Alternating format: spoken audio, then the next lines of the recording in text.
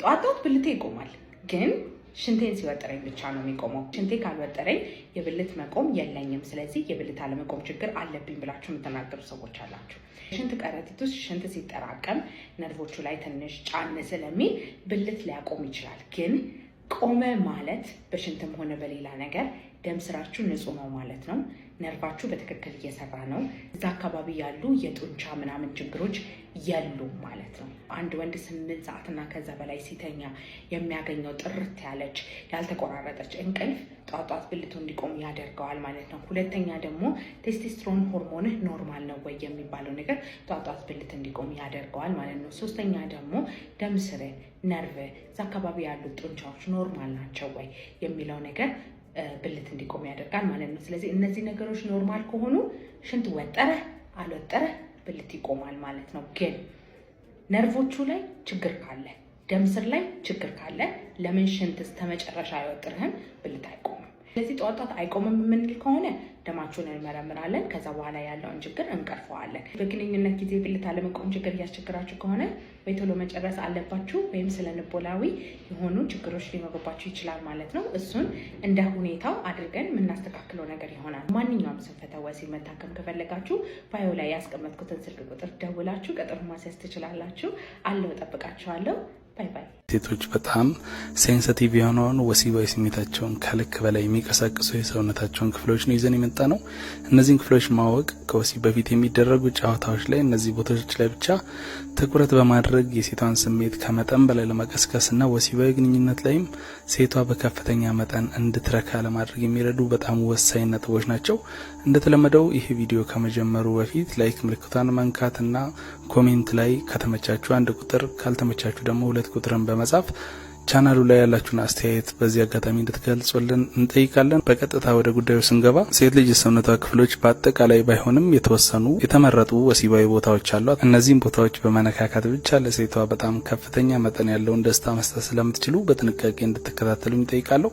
የመጀመሪያው ሴቷን በከፍተኛ መጠን ወሲባዊ ስሜቷን ሊቀሰቅስ የሚችለው ከንፈሯ አካባቢ ያለው የሰውነቷ ክፍል ነው። ይሄ ነገር አስተውላችሁት እንደሆነ አንዳንድ ሴቶችን ከንፈራቸውን ገና ለመሳም ጠጋ እያላችሁ እያለ ሁሉ አይናቸው መጨፈንና ወሲባዊ ስሜታቸው መቀስቀስን የሚያሳይ የሰውነት ሙቀት መጨመር፣ ፊታቸው መቅላት ይስተዋላልና ከዚህ በተጨማሪም ጠጋ ብላችሁ ከንፈራቸውን በምትስሙ ሰዓት ደግሞ ሰውነታቸው የመዝለፍለፍ ባህሪ ያሳያል። ይሄ ነገር ብዙ ጊዜ የሚከሰተው ወፈር ያሉ ሴቶች ላይ ሲሆን የሰውነታቸው ወሲባዊ ስሜት የሚቀሰቀሰው ከንፈራቸው አካባቢ ስለሆነ ያንን ቦታ በወሲባዊ ግንኙነት ወይም ደግሞ ከወሲባዊ ግንኙነት በፊት ትኩረት ሰጥታችሁ መሳሳሙን በምታበዙ ሰዓት ሴቷ ከፍተኛ እርካታ ላይ እንድትደርስ ይረዳታል ማለት ነው። ከዚህ በተጨማሪ ከንፈራቸው ላይ ሲሳሙ ስሜት ውስጥ የሚገቡ ሴቶች በሁለታችሁ መሀል ያለውን የወሲባዊም ሆነ የፍቅር ቦንድን እጅግ በጣም ለመጨመር ስለሚረዳ ይህንን ነገር በተለያዩ ቦታዎች ላይ ብታዘወትሩት ከሴቷ ጋር ያላችሁ የፍቅር ወይም ደግሞ የወሲብ ህይወታችሁ እጅግ በጣም ያማረ ይሆናል ማለት ነው። ስለዚህ ከንፈራቸው ሲሳም ስሜት ውስጥ የሚገቡ ሴቶችን ደጋግማችሁ በመሳም በሁለታችሁ መሀል ያለውን የፍቅርና የወሲብ ቦንድ ማጠንከር ትችላላችሁ። ሌላኛው ሴቶች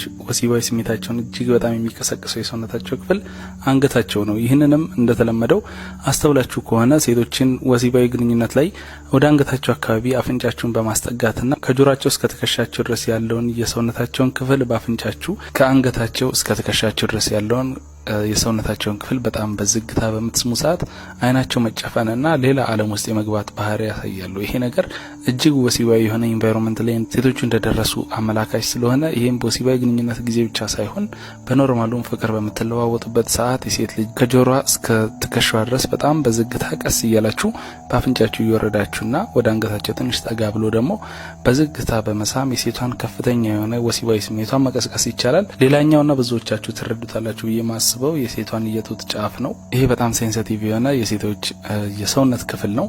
ምክንያቱም ሴቶችን ምናልባት ከላይ ጠቀስኳቸው ሁለቱን የሰውነቷን ክፍሎች በደንብ አድርጋችሁ ወሲባዊ ስሜቷ እስኪቀሰቀስ ድረስ በምትስሙ ሰዓት ጡቶቿ ጫፋቸው መቆም ይጀምራል። ይሄ ማለት እዛ አካባቢ ላይም የተወሰነ ወሲባዊ ስሜትን የሚቀሰቅሱ የሰውነት ክፍሎች እንዳሉ አመላካች ነው። አንዱ ከአንዱ ጋር የተያያዘ ስለሆነ ቀጥታ ይህንን ከላይ የነገርኳችሁን ከንፈሯን ከሳማችሁ በኋላ ወደ አንገቷ ዝቅ ብላችሁ እየሳማችሁ እስከ ትከሻዋ ድረስ ያለውን የሰውነቷን ክፍል ካካለላችሁ በኋላ ወደታች ደግሞ ወደ ጡቷ ነው የምትወርደው። ጡቷ ጫፉ በሚቆም ሰዓት እዛ ኤሪያ ላይ የተወሰነ በምላሳችሁ መንቀሳቀስ እንዳለባችሁ ለማመላከት የሴቷ ጡቶች ይቆማሉ። ስለዚህ እነዚህን ኤሪያዎች በደንብ አድርጋችሁ በምላሳችሁ እየዞራችሁ ጡቷን ደግሞ እንደ መጥባት በማድረግና ወደ ላይ ተመልሳችሁም ወደ ከንፈሯ የምትመለሱ በሚሆንበት ሰዓት ደግሞ የሴቷን ጡት በእጃችሁ በተወሰነ ኃይል ጨመቅ እያደረጋችሁ አንገቷንም እየሳማችሁ ሴቷን በጣም ከፍተኛ መጠን አይታ ማታውቀው ወሲባዊ ስሜት ውስጥ እንድትገባ ማድረግ ትችላላችሁ። ስለዚህ ከላይ ጀምሮ ወደታች እየወረድን ስንመጣ አራተኛ ላይ ያለው የሴቷ ቄንጠር ወይም ደግሞ ብልቷ አካባቢ የሚገኘው በጣም ከፍተኛ የሆነ የነርቭ ቁጥር ያለበት የሰውነቷ ክፍል ነው። እንደሚታወቀው ቄንጠር ሴቶች በአጋጣሚ እንደ ሳይክሊንግ ወይም ደግሞ ፈረስ እንደመጋለብ አይነት ተግባራትን በሚፈጽሙ ሰዓት ከፍተኛ ወሲባዊ ስሜት ውስጥ እንደሚገቡ ይታወቃል። ስለዚህ ይህንን ቦታ በቀላሉ እናንተ ማግኘት በምትፈልጉ ሰዓት ላይ ከንፈሯን እየሳማችሁም በግራ እጃችሁ ወይ በቀኝ እጃችሁ የሴቷን ቄንጠር ቀስ ብላችሁ ከነ ልብሷ መንካት ትችላላችሁ። አንገቷና ጆሮዋ ትከሻ አካባቢም እየሳማችሁ እጃችሁ ስቲል ወርታችሁ ወርዶ የሴቷን ቄንጠር በመነካካት ከፍተኛ ስሜት ውስጥ እንድትገባ ማድረግ ትችላላችሁ። በተጨማሪም ጡቷን እየሳማችሁ ከላይ ጠቀስኳቸው ሶስቶችን ነው አሁን እያብራራላችሁ ያለሁት። ጡቷን እየሳማችሁም እጃችሁ ወርታችሁ ወርዶ ወይ ደግሞ ሰውነታችሁ ከሷ ብልት ጋራ የፍሪክሽን ወይም የመተፋፈግ አይነት ባህሪ በሚያሳይ ሰዓት ሴቶች ከፍተኛ የሆነ የስሜት እርካታ ውስጥ እንዲገቡ ያደርጋል። ስለዚህ እነዚህን አራት ቦታዎች በደንብ አድርጋችሁ ስቲሙሌት በምታደርጉ ሰዓት ከቄንጠሯ ቀጥሎ ወርታች እየወረደም የሚመጣ ስሜትን አመላካች የሰውነቷ ክፍሎች አሉ። ስለዚህ ይህንን ነገር በምታደርጉ ሰዓት የሴቷ ብልት ከመጠን በላይ የመርጠብ ባህሪ ያሳያል። በዚህን ጊዜ ብልቷ የእናንተን ብልት የመቀበል ፍላጎት እንዳለው አመላካች ስለሆነ ብልታችሁን ወደ ሴቷ ብልት ውስጥ ብታስገቡ ምንም አይነት ህመምም ሆነ ለሴቷ ምቾት የመንሳት አይነት ምልክት ስለማይታይ ወሲባዊ ግንኙነታቸው እጅግ በጣም ያማረና ሴቷ ከዚህ በፊት ካደረገቻቸው የወሲባዊ ተሞክሯም የተሻለ ወሲብ ከናንተ ጋር እንዳደረገች በቃላት እንደምትናገር ሙሉ በሙሉ ላረጋግጥላችሁ ፈልጋለሁ። ከዚህ በተጨማሪ ሴቷን ወደ እርካታ ለማድረስ የሚረዷችሁ እነዚህን ስቴፖች በትክክል ካለፋችሁ በኋላ ወርታች ላይ የምታደርጓቸው ሁለት ነገሮች አሉ። የመጀመሪያው ሴቷን በውስጠኛው በኩል የብልቷን በውስጠኛው በኩል ጂስፓት የሚባለውን የሰውነቷን ክፍል በደንብ አድርጋችሁ ለመንካት መሞከር አለባችሁ። ይህንን ለማድረግ መጠቀም ያለባችሁ ፖዚሽን አለ፣ ዶጊ የሚባለው ነው። አጎንብሳ የምታደርገው አይነት ወሲብ ይህንን ኤሪያ በደንብ አድርጎ ስለሚያገኝ እናንተ ደግሞ ከላይ ጀምሮ ከንፈሯ ጀምሮ በትከሻዋ በኩል የጡቷን ጫፍና ብልቷ አካባቢ ያለውን ቄንጠር የሚባለውን የሰውነቷን አካል ክፍል በደንብ አድርጋችሁ እያሟሟቃችሁ ስለመጣችሁ ሴቷን አስጎንብሳችሁ ወሲባዊ ግንኙነት በምታደርጉ ሰዓት 3 ደቂቃ ባልሞላ ጊዜ ሴቷን አይታ የማታውቀው እርካታ ላይ ታርሷታላችሁ። ስለዚህ ወሲባዊ ግንኙነታችሁ እጅግ በጣም ያማረ እንዲሆን እነዚህን የሴቶች ክፍሎች በደንብ አድርጋችሁ በማወቅና በመረዳት አንዱን በምታደርጉ ሰዓት ሁለተኛውን ሶስተኛውን እያሰባችሁ ወደታች እየወረዳችሁ አንዱ ለአንዱ የሚሰጠውን ምልክት እየተቀበላችሁ ወሲባዊ ግንኙነት ብታደርጉ የተሻለ ወሲብ እንድታደርጉ ለመምከር የተዘጋጀ ቪዲዮ ነው። ዶክተር ሶፎንያስ ነበርኩኝ። በሌላ ቪዲዮ በድጋሚ ተመልሼ እመጣለሁኝ። ደህናው ነው።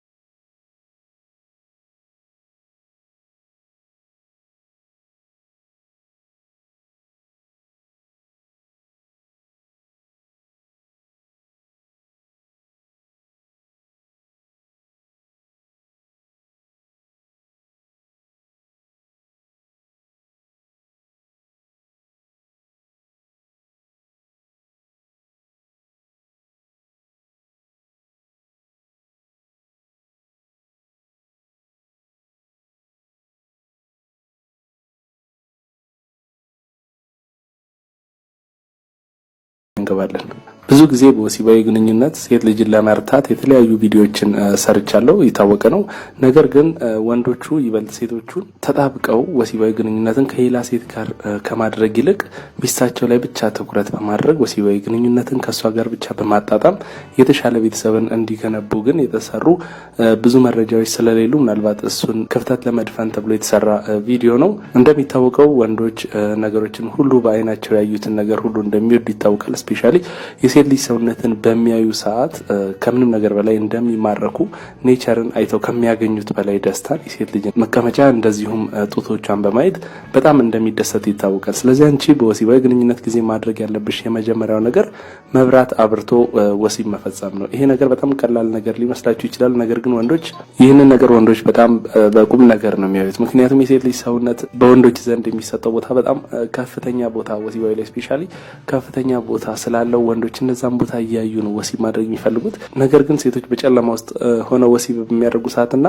በወሲቡ ደግሞ በጣም አክቲቭ በማይሆኑበት ሰዓት ወንዶቹ የተሻለ ሰምታችሁ ከሆነ ወሲብ ላይ እየተገለባበጠች ነው የሰጠችው የሚባል አይነት ንግግር አለና ሴቶች ይህንን ያህል አክቲቭ ናቸው ወሲባዊ ግንኙነት ከምትወዱት ሰው ጋር ማድረግ አለባቸው። አንዳንዶቹ በጨለማ ውስጥ ሆነው የሚያደርጉትን ወሲብ ሰውነታቸውን ሳያሳዩ ወሲባዊ ግንኙነት የሚፈጽሙ እንዳሉ ይታወቃል እና ይህ ነገር በጣም ትዳራቸው ውስጥ ያለውን ወሲባዊ ግንኙነት እጅግ በጣም ጎጂ ነው። ምክንያቱም ይሄ ወንድ ከሌላ ሴት ጋር ሄዶ መብራት አበርታ ወይ ደግሞ ቀን ላይ የምታደርገውን ወሲብ ሰውነቶቿን እያየ እየነካካ የሚያደርገውን ወሲብ ቀምሶ ባየው ጊዜ ቤት ውስጥ እያደረገ ያለው ወሲብ በጣም የማይመችና እንደ ጭቆና ስለሚቆጥረው አንቺን የፈለገ ያህል የሚወድሽም ቢሆን ወሲባዊ ግንኙነት ላይ ግን ከአንቺ ጋር የሚያደርገውን ግንኙነት እምብዛም የማይወደው አይነት ስለሆነ ቢቻል መብራት አበርተሽ ግንኙነት ብታደርጉ ጥሩ ነው። ይህ ነገር በጣም ሪኮሜንድ የሚሆነው ወይም ደግሞ የሚመከረው ሴቷ ከላይ ሆና ወሲብ የምታደርግ ከሆነ እጆቹን ጎትታም ቢሆን የሴቷ ጡቶቿን እንዲነካ በማድረግ እሱን ይበልጥ ደስታ እንዲያገኝ ማድረግ ትችላለሽ። በዚህን ጊዜ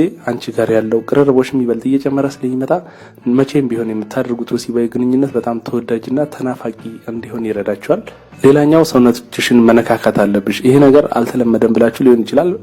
ምክንያቱም ወሲብ ላይ ምንም አይነት ነውር የሚባል ነገር የለም። ባልና ሚስት ሆናችሁ ግንኙነት እያደረጋችሁ አንቺ ሰውነትሽን ብትነካኪ ምንም አይነት ነውር የለውምና አሁንም ከላይ ሆነሽ ወሲብ የምታደርጊ ከሆነ በራስሽ እጅ ጡቶችሽን ጫፎችን እየነካሽ ጸጉርሽን እየደባበሽ ወንዱ ላይም ላዩ ላይ በጡትሽ ሰውነቱን እየነካሽው ግንኙነት ብታደርጊ ይበልጥ የሚወደድ አይነት ተግባር ነውና ወንዶች ሴቶች ሰውነታቸውን እየነካኩ ግንኙነት በሚያደርጓቸው ሰዓት ወሲባዊ ፍላጎታቸው እጅግ በጣም እንደጨመረና እነሱ እርካታ እንደሚፈልጉ በማሰብ ወሲባዊ ግንኙነት ላይ ያላቸውን አቅም አዳብረው ስለሚመጡ ሴቶች ግንኙነት በምታደርጉ ሰዓት ሰውነታችሁን ቢቻል ጡታችሁን፣ ጸጉራችሁንና ማጅራታችሁ አካባቢ እጃችሁን በማድረግ ወሲባዊ ግንኙነት ማድረግ አለባችሁ። ይህንን ነገር በጀርባሽ ተኝተሽም የምታደርጊው አይነት ወሲባዊ ግንኙነት ላይ ወንዱ ከላይ ሆኖ ግንኙነት በሚያደርግ ሰዓት ስፔሻሊ እግርሽን ወደ ትከሻው ላይ አድርገሽ ግንኙነት በምታደርጊ ሰዓት ጡቶችሽን እየነካካሽ የወንዱን ስሜት እጅግ በጣም እንዲመጣ ማድረግ ትችላለሽ እና ወንዶች ይህንን ነገር ከምንም ነገር በላይ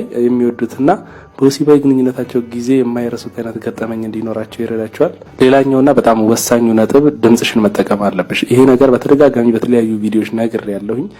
እኛ ኢትዮጵያኖች ወሲብ በምናደርግ ሰዓት ስፔሻሊ ሴቶቻችን ወሲባዊ ግንኙነት ላይ ምንም የሚያወጡት አይነት ድምጽ የለም። ዝም ብለው ነው ግንኙነት የሚያደርጉት። ይሄ በጣም አስቀያሚ ተግባር ነው። ምንም እንኳን የወንዱ ብልት የሴቷ ብልት ውስጥ በሚገባ ሰዓት ህመምም ሆነ ደስታ ባይሰማትም የማቃሰት አይነት ድምጽ በምታወጣ ሰዓት ወንዱ በጣም ኢነርጄቲክ በመሆንና ወሲባዊ ግንኙነቱን በጣም በቅልጥፍና እንዲፈጽም ስለሚረዳ ምንም እንኳን የማቃሰት ድምጽን ለወንዱ ባታሰሚም ምን ማድረግ እንዳለበት ለትዳር አጋርሽ ብትነግሪው እሱም በጣም ወሲባዊ ግንኙነቱ ላይ አክቲቭሊ አንቺ ጋር ግንኙነት እንዲያደርግ ያደርጋል። ከዚህ በተጨማሪም ወሲባዊ ግንኙነት ላይ እሱ ፖዚሽን እየተጠቀመ በኋላሽ በኩል ሆኖ ግንኙነት የሚያደርግ ከሆነ ወገብሽን ጫን ሲል ወይ ጸጉርሽን ይዞ ግንኙነት ሲያደርግ እንደሱ አድርገኝ ወይ ደግሞ ወደ እርካታ እየደረስኩኝ ነው የሚሉትን አይነት ቃላቶች በመጠቀም ወንዱ ይበልጥ ወሲባዊ ግንኙነት ላይ እንዳይረሳሽና ሌሎች ሴቶች ጋር ይህንን ነገር በግልጽ ስለማያገኘው አንቺን ከሌሎች ሴቶች እንደተለየሽ አድርጎ በመሳል ወሲባዊ ግንኙነት ላይ ከአንቺ ውጭ ማንንም ሴት እንዳያይ ይረዳዋል። ሌላውና መታለፍ የሌለበት ጉዳይ የእሱን ሴንሲቲቭ የሆኑ የሰውነቱን ክፍሎች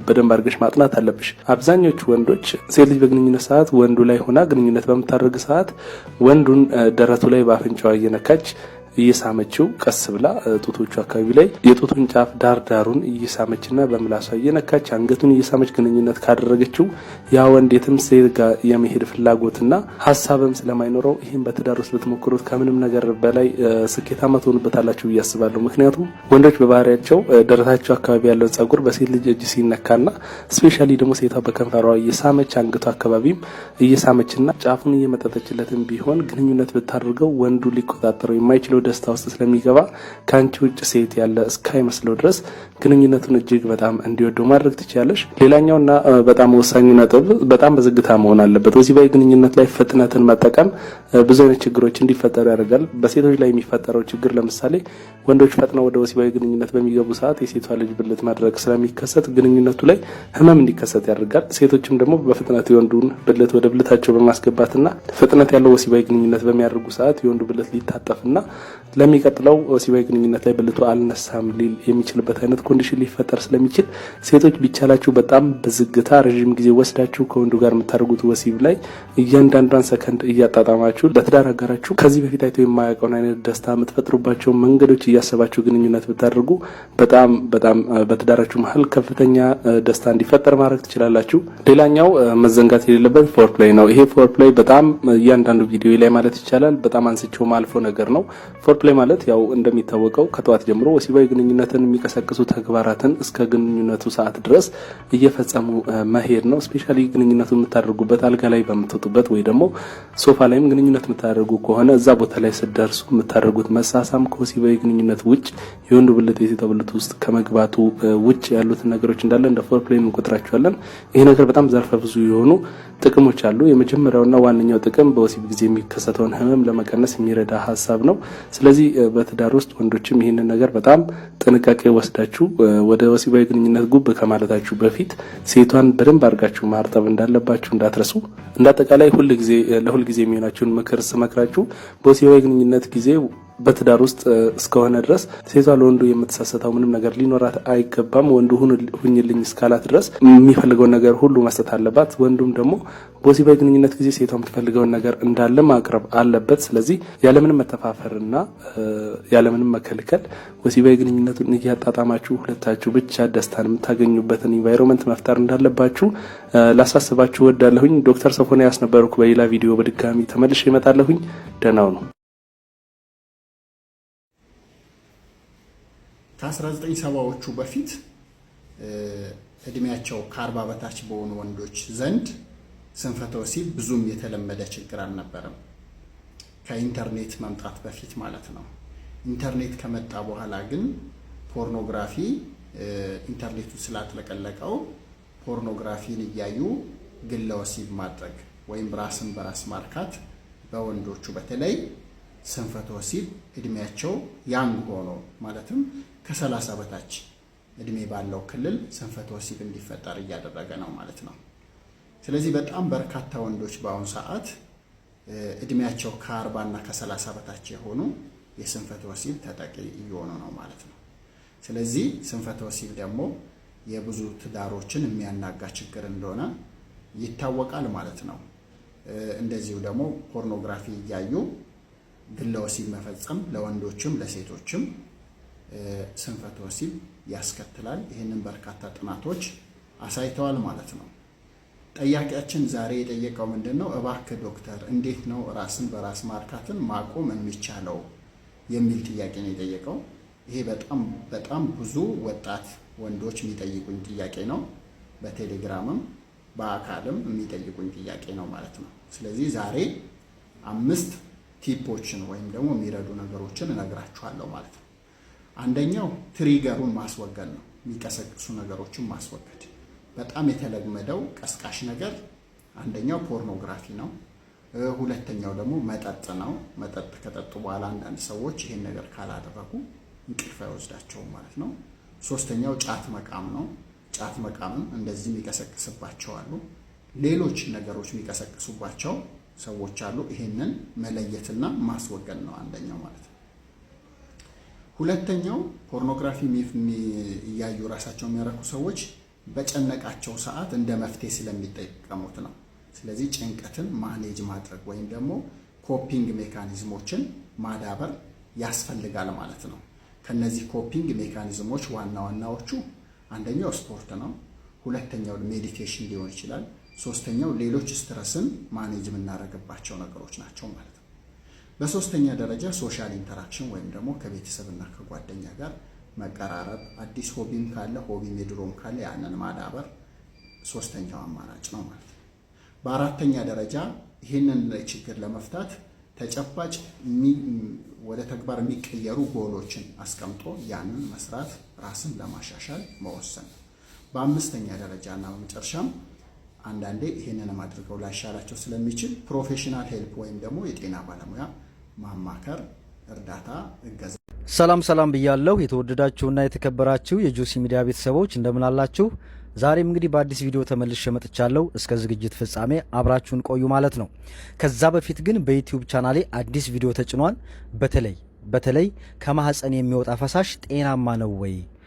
አንድ ሴት ልጅ ብዛት ያለው ፈሳሽ በሚመጣበት ሰዓት ምንድነው ችግሩ? የጤና ነው የበሽታ የሚል በርካታ ጥያቄዎች ይጠይቃሉ ማለት ነው። ለመሆኑ ከማህፀን የሚወጣ ፈሳሽ ጤናማ ነው ወይንስ አይደለም የምንለው በምንድን ነው? እንዴትስ ማወቅ ይቻላል? እንዴትስ መከላከል ይቻላል? እንዴትስ ሊመጣ ይችላል የሚለውን በዩቲዩብ ቻናል ይጭኝላችኋለሁ። እየገባችሁ እንድታዳምጡት እጠይቃለሁ ማለት ነው።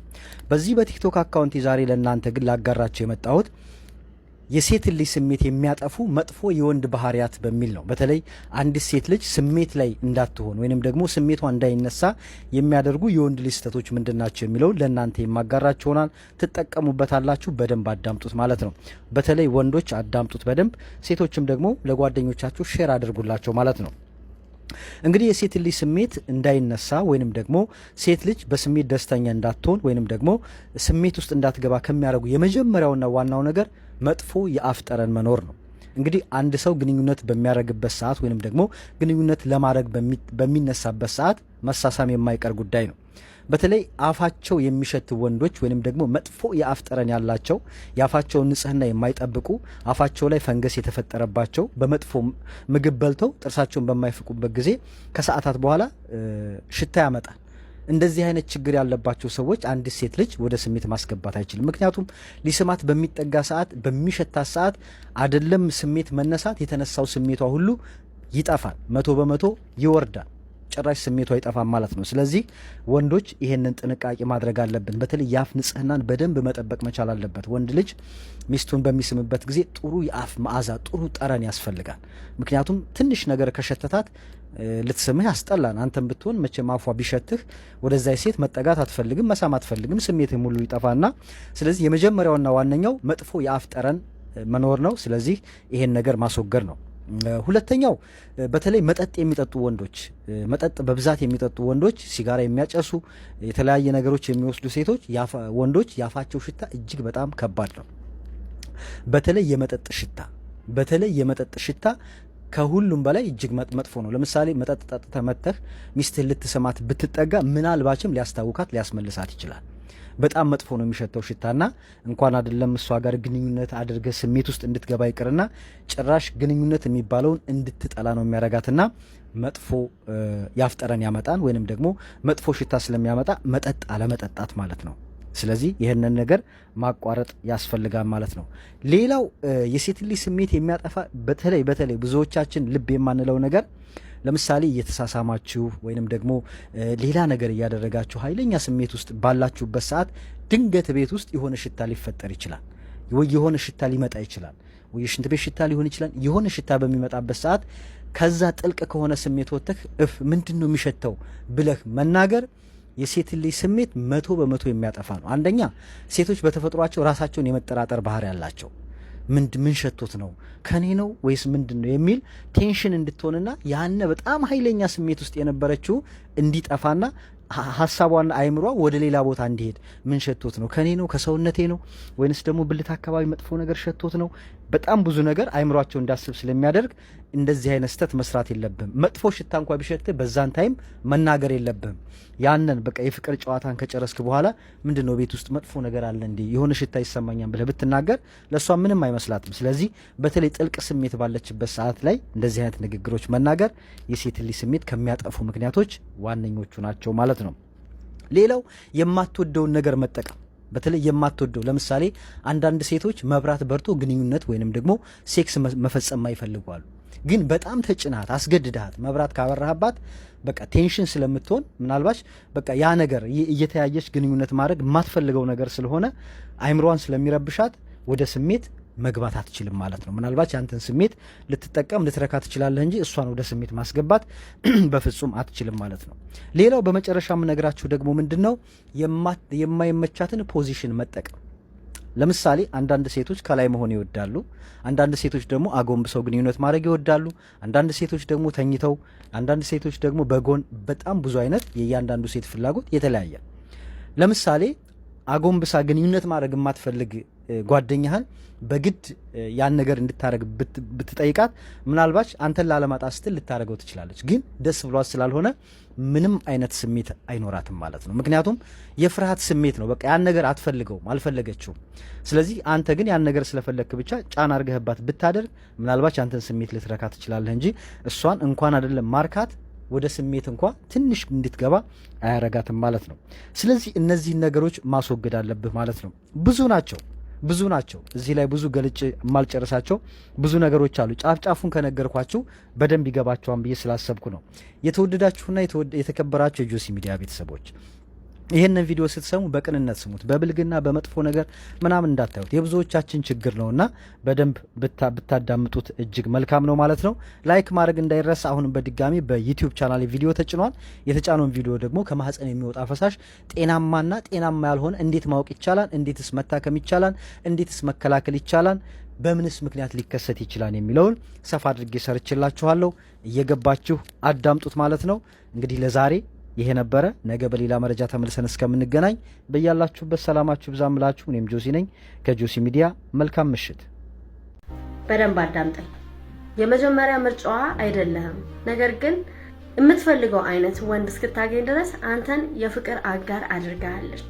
ለመሆኑ እንደዚች አይነት ሴት ምን አይነት ምልክቶችን ነው የምታሳየ? የመጀመሪያ ሁሌ ቅድሚያ የምትሰጠው ለጓደኞቿ ነው። ብዙ ጊዜ ታሳልፋለች፣ ሚስጥረኞቿ ናቸው። አንተ የባዳነት ስሜት ይሰማል። ካንተ ጋር ጊዜ እያሳለፈች እነሱ ከደወሉ ያለምንም ኤክስኪውዝ ትታ ነው የምትሄደው። ሁለተኛ የቅርብ ጓደኞች፣ ዘመዶች፣ ቤተሰቦች ባሉበት መገኘት አትፈልግም። ከተገኘችም ምቾት እንደማይሰማት በግልጽ ታሳያለች። ሶስተኛ ስላንተ ፍላጎት፣ ስለ ወደፊት እቅድ፣ ስለ ስራ፣ ስለ እያንዳንዱ ነገር በህይወት ስለሚያጋጥም ነገር፣ ስለማትወዳቸው ነገሮች ማወቅም አትፈልግም። ስትነግራትም ኢንተረስትድ አይደለች። አራተኛ ሲበዛ ድብቅ ናት።